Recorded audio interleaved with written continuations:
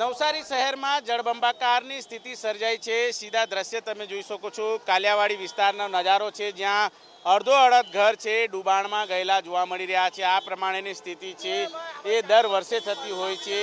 જે પ્રમાણે ઉપરવાસમાં વરસાદ વરસ્યો છે અને વરસાદી પાણીની આવક છે એ પૂર્ણા નદીમાં થઈ છે અને પૂર્ણા નદી અત્યારે 29 ફૂટ જેટલી ભયજનક પરિસ્થિતિમાંથી અત્યારે પસાર થતી જોવા મળી રહી છે। જોકે નીચાણવાળો વિસ્તાર છે, જે રીતે માહિતી મળી રહી છે તે મુજબ તમામ એ લોકોને સહી સલામત સ્થળે ખસેડી લેવામાં આવ્યા છે, પરંતુ કેટલાક લોકો છે પોતાના ઘરમાં હજી પણ મોજૂદ છે, ત્યારે તેમને કડકાઈથી બહાર કાઢવા માટેનો પ્રયાસ પણ કરવામાં આવી રહ્યો છે।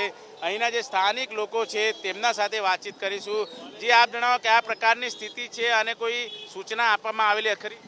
વહેલી સવારથી જ નવસારી જિલ્લામાં જે પૂરની સ્થિતિ નિર્માણ થઈ છે તેને લઈને વહીવટીતંત્ર પણ ક્યાંક ને ક્યાંક કાચું કપાયું હોય તેવું લાગી રહ્યું છે કે જે મોડી રાત્રે જે ઉપરવાસમાં વરસાદ પડ્યો હતો ને તેને લઈને જે પૂરની સ્થિતિ નિર્માણ થઈ, એટલે જે લોકોને જાગૃત કરવામાં ક્યાંક ને ક્યાંક જે તંત્ર છે તે ઊણું નીમળ્યું છે।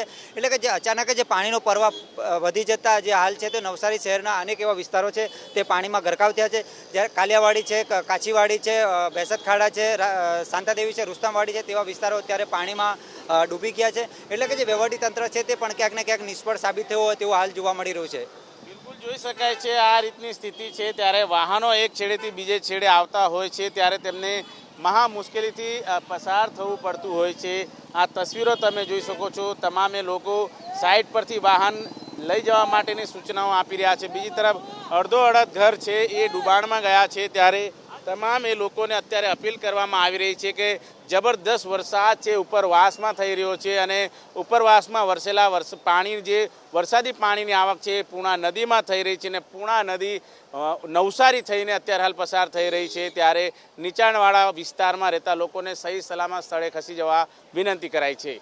કેમેરામેન રાકેશ પાનવાલા સાથે ધનરાજ બાગલે, એબીપી અસ્મિતા, નવસારી।